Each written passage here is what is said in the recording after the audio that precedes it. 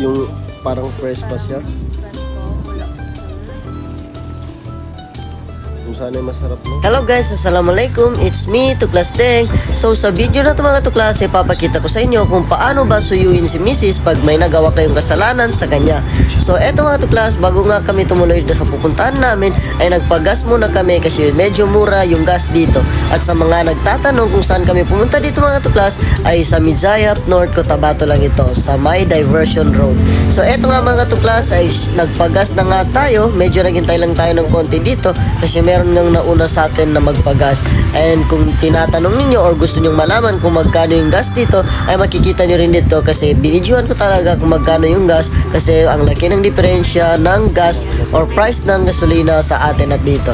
And yes mga tuklas, ito nga yung presyo niya. Tingnan nyo naman mga tuklas kung gaano kababa. Yan siya. Tapos shoutout pala kay kuya na naggas sa amin. Medyo nakapag-usap pa kami ng konti kasi nagtatanong ako sa kanya. And yan nga yung presyo, 76 pesos lang mga katuklas. At ang naubos lang ng motor ko is nasa 100 plus lang. So yan lang nga mga tuklas yung nagpagas natin kasi medyo madami-dami rin naman yung gas ng motor natin.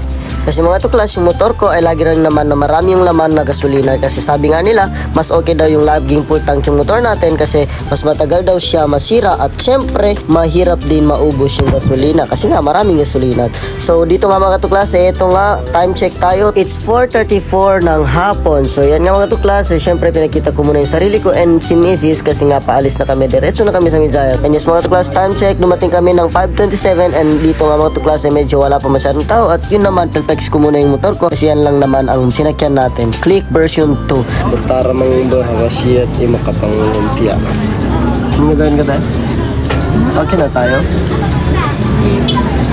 Okay ko na rin. Goods. Try namin yung balot. Grilled balot. Ang Mijayap sa Rascal yun. Yung motor na. Siya daw nanto eh. Skip ako pa lang. Thank you. Bali-basi kamangke pa. Nalaman ako ng iba na barbecue na sa Mijayap po. Dajalin. Nga mapesos ay kanina. Ito, ngimira yan sa kitosas.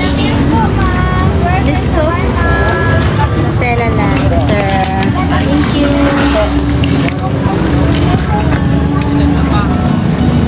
Masarap. Pag pumunta kayo dito guys, doon kayo bumili ng barbecue. Kaya ate, masarap siya. Sauce, the best yung sauce na.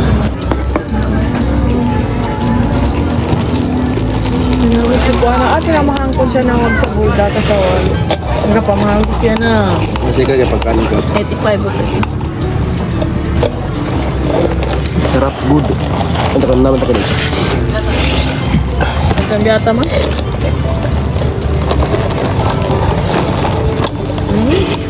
Biscuit. Ay naman yan, di ba? Wish ay. Okay, berarti ito mahara. Malita makatigis kanina na poman. Turno. Let's try. Yan yung grilled balot natin.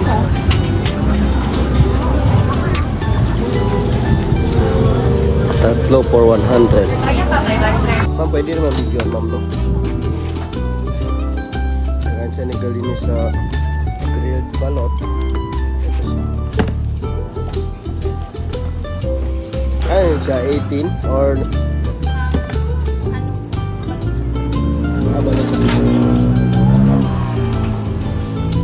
dyan, sa mga magbabarkada dyan, yung P1 na 199 is marami yung laman yun. Also H2, M2, M3 pala. Dami yung magkuha mo. Hindi, nakapot. Nagdagdag ka.